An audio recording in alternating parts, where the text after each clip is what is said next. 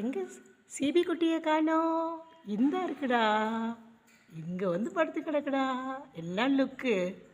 ஓய் ஓய், ஏ குட்டிமா, எதுக்குடா அங்கே வந்து படுத்து கிடக்குது? கோச்சிட்டா? அம்மா மேலே கோச்சிட்டு படுத்து கிடக்கு அங்கே வந்து. டீபாக்கடி மேலே தலையை வச்சுட்டு என்ன லுக்கு.